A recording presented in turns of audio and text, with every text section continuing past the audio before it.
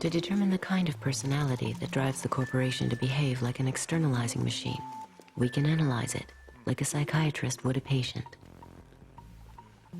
We can even formulate a diagnosis on the basis of typical case histories of harm it has inflicted on others, selected from a universe of corporate activity.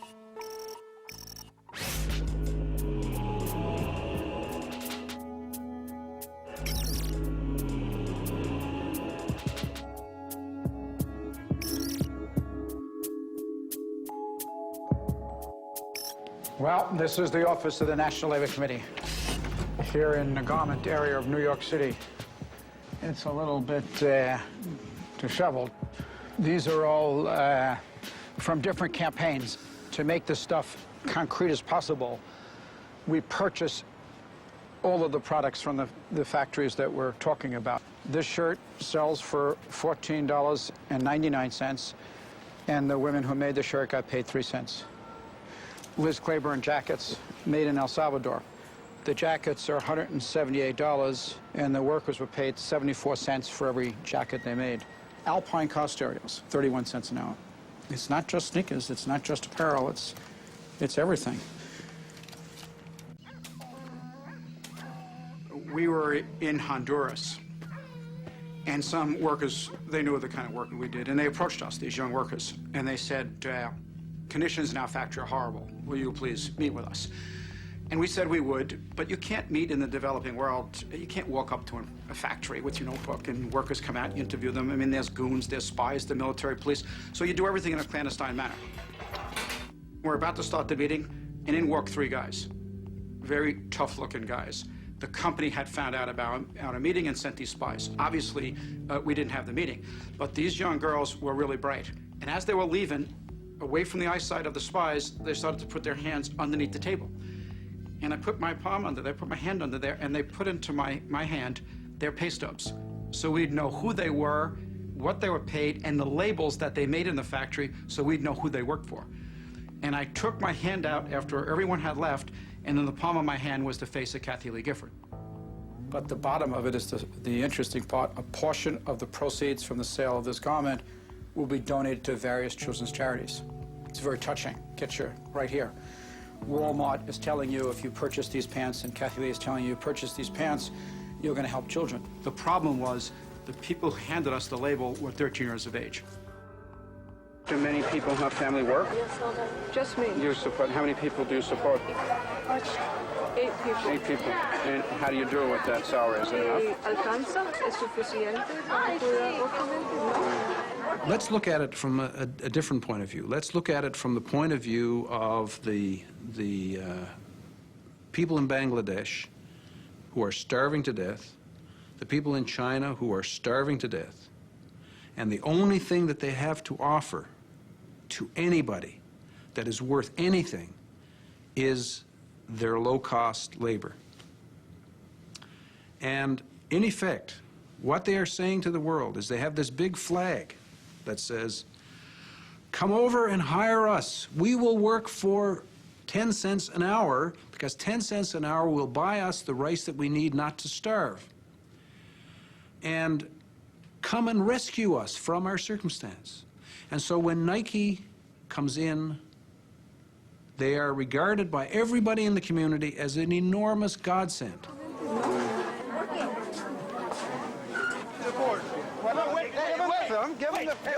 You not have any of the protection to be here. The door was wide open. No. That's my clothes. Those are my clothes. No, this is not your clothes. Where's your camera? Let's look. Don't touch the woman. Okay, why? Okay? This is a private company. Yes. Without permission, how can you come in?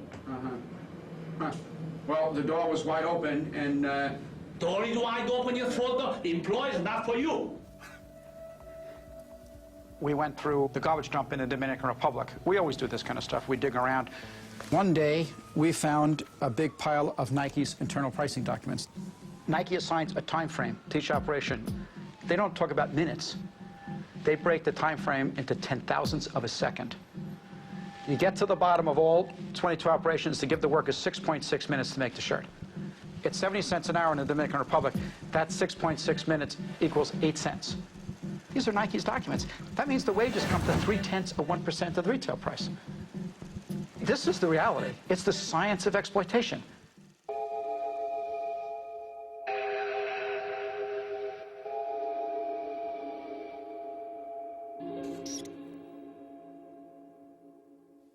What happens in the areas where these corporations go in and are successful? They soon find that they can't do any more in that country because the wages are too high now. And what's that another way of saying? Well, the people are no longer desperate. So, okay, we've used up all the desperate people there. They're all plump and healthy and wealthy. Let's move on to the next desperate lot and employ them and raise their level up.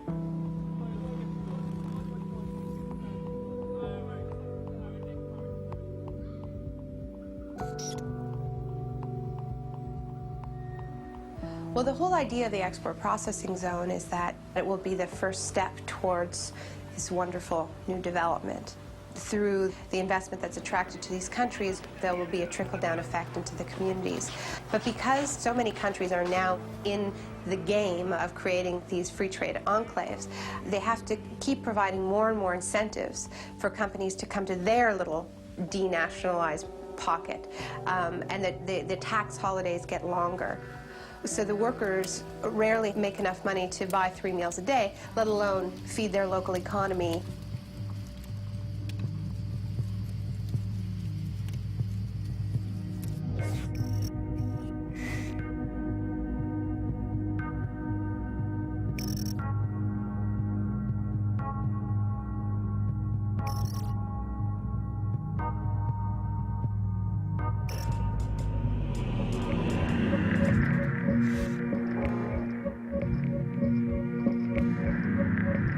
Something happened in 1940 which marked the beginning of a new era, the era of the ability to synthesize and create on an unlimited scale new chemicals that had never existed before in the world. And using the magic of research, oil companies compete with each other in taking the petroleum molecule apart and rearranging it into, well, you name it.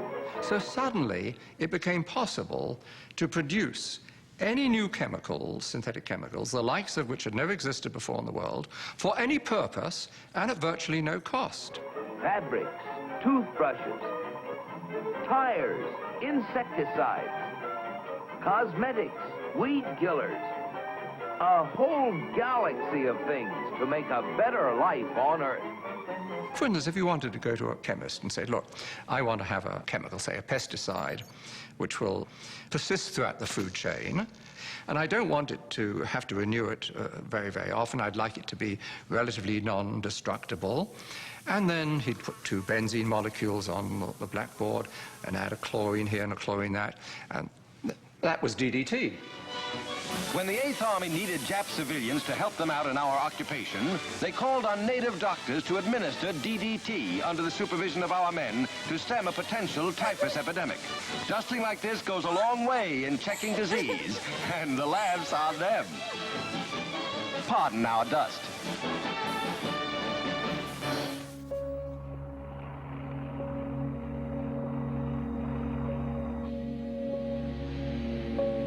As the petrochemical era grew and grew, warning signs emerged that some of these chemicals could pose hazards.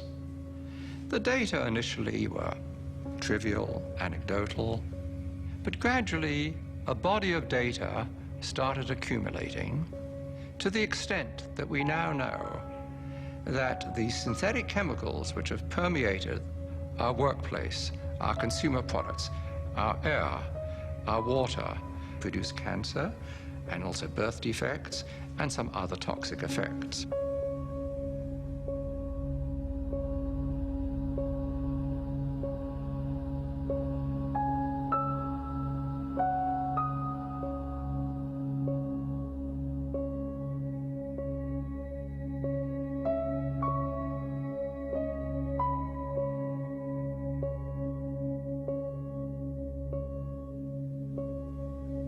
Furthermore, industry has known about this, at least most industries have known about this, and have attempted to trivialize these risks.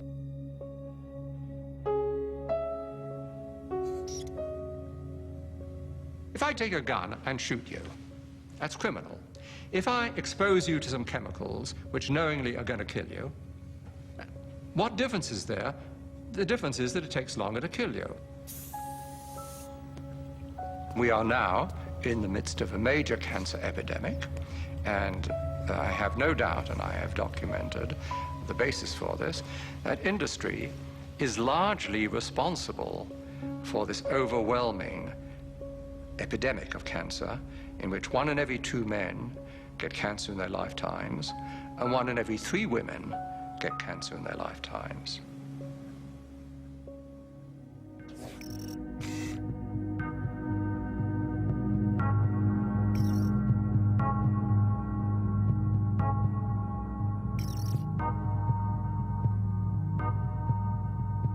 Towards the end of 1989, a great box of documents arrived at my office without any indication where they came from.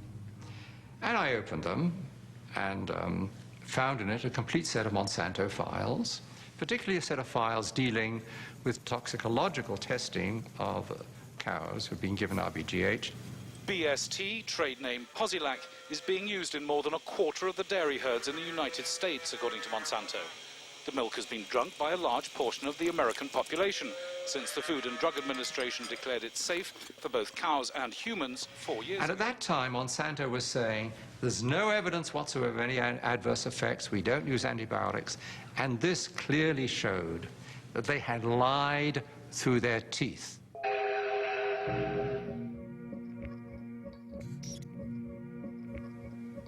The files described areas of chronic inflammation in the heart, lung, kidney, spleen, also reproductive effects, also a whole series of other problems. The most comprehensive independent assessment of the drug concludes that BST results in unnecessary pain, suffering, and distress for the cows. This is not acceptable for a drug designed simply to increase milk production. It is a silly product. We have the industrial world is awash in milk. We're overproducing milk. We actually have governments around the world who pay farmers not to produce milk. So the first product Monsanto comes up with is a product that produces more of what we don't need. Of course, you'll want to inject Posilac to every eligible cow, as each cow not treated is a lost income opportunity. But the problem was that use of the artificial hormone caused all kinds of problems for the cows. It caused something called mastitis, which is a very painful infection of the udders. When you milk the cow, if the cow has bad mastitis, some of the, and I don't know how to say this in a, I hope people aren't watching at dinner time, but the pus from the infection of the udders ends up in the milk, and the somatic cell count, they call it, the bacteria count inside your milk goes up. There's a cost to the cows. The cows get sicker when they're injected with RBGH. They're injected with antibiotics. We know that people are consuming antibiotics through their food, and we know that that's contributing to antibiotic-resistant bacteria and diseases. And we know we're at a crisis when somebody can go into a hospital and get a staph infection and it can't be cured and they die. That's a crisis. Bad for the cow, bad for the farmer, bad potentially for the consumer. The jury is out. We see a lot of conflicting evidence about potential health risks. And of course, as a consumer, my belief is, why should I take any risk?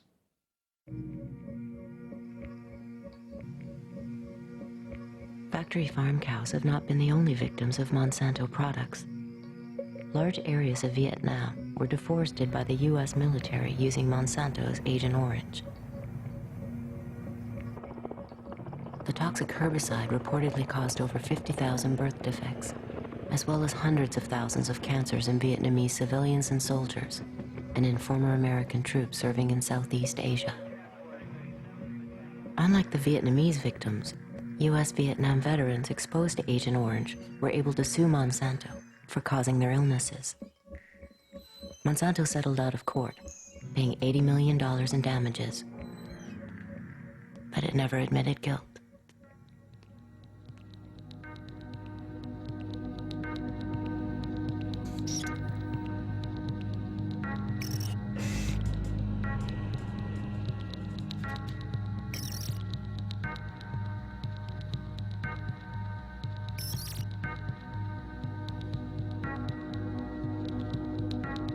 sleeping in a motel in Brewer, Maine one night. I woke up with terrible hay fever and my eyes were burning, and I looked out at the river and there were great mounds of white foam going right down the river. And the next morning I got up and I said, my God, what was that happening last night? He said, oh, that's just the river. And I said, what do you mean? He said, well, look, every night the paper companies send this stuff down the river. I said, what are you talking about? And he said, don't you understand? That's how we get rid of the effluent from the paper mills. Well, I knew at that time. I'd been in a business. I'd sold oil to the paper mills. I knew all the owners. I'd been in politics. I knew the people in the towns. I knew not one constituent of the paper mills wanted to have the river polluted. And yet here the river was being polluted. And it was more or less as if we created a doom machine. In our search for wealth and for prosperity, we created something that's going to destroy us.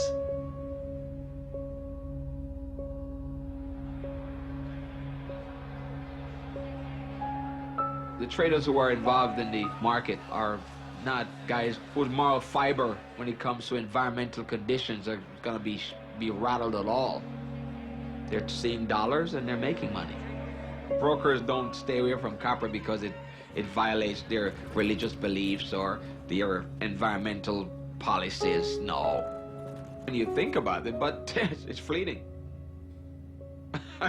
It really is a fleeting moment. It's like, you know, yeah, oh yeah, well, the town's being polluted down there in Peru, but hey, this guy needs to buy some copper. And getting paid a commission too. Our information that we receive does not include anything about the environmental conditions. Because until the environmental conditions become a commodity themselves or are being traded, then obviously we will not have anything to do with that. It doesn't come into our psyche at all. You know, it's so far away, and you hardly hear anything about it. I mean, keep in mind, I mean, there are things going on right in our backyards, for God's sake. We trade live hogs. I mean, there's so many pigs in the state of Carolina that is polluting the rivers, but how often do you find out about that?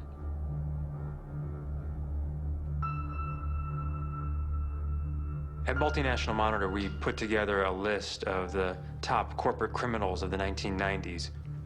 We went back and looked at all of the criminal fines that corporations had paid in the decade.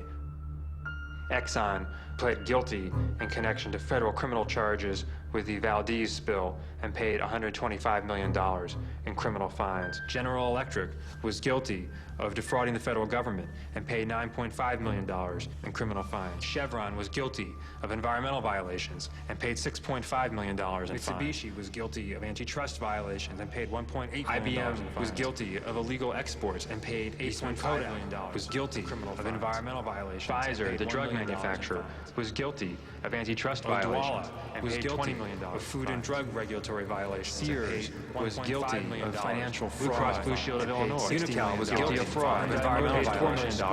Korean Airlines paid finance violations.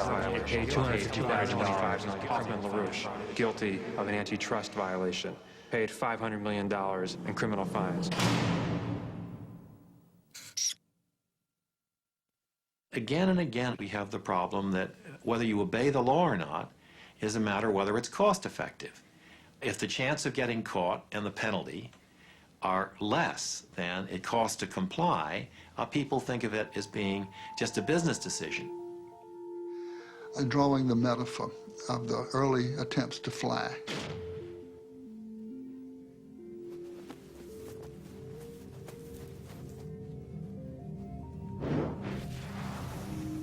The man going off of a very high cliff in his airplane with the wings flapping, and the guy is flapping the wings, and the wind is in his face, and this poor fool thinks he's flying, but in fact he's in free fall, and he just doesn't know it yet because the ground is so far away.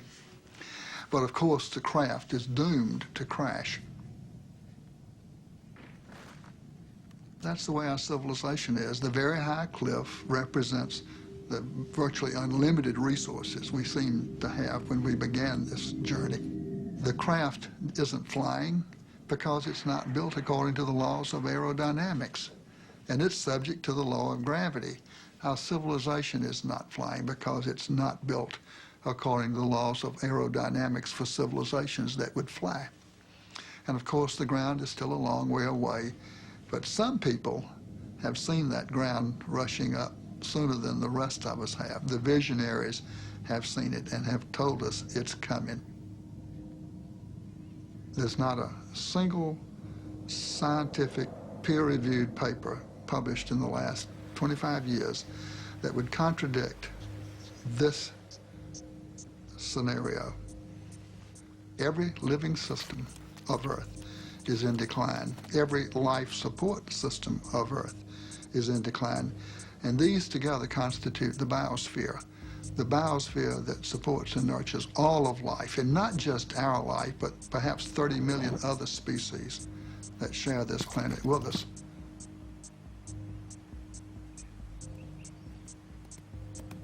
The typical company of the 20th century, extractive, wasteful, abusive, linear in all of its processes, taking from the earth, making, wasting, sending its products back to the biosphere, waste to a landfill. I myself was amazed to learn just how much stuff the earth has to produce through our extraction process to produce $1 of revenue for our company. When I learned, I was flabbergasted.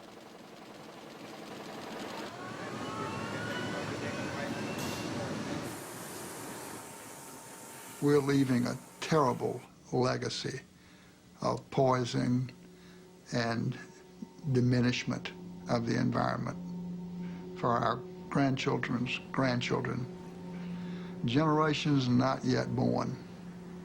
Some people have called that intergenerational tyranny, a form of taxation without representation levied by us on generations yet to be. It's the wrong thing to do.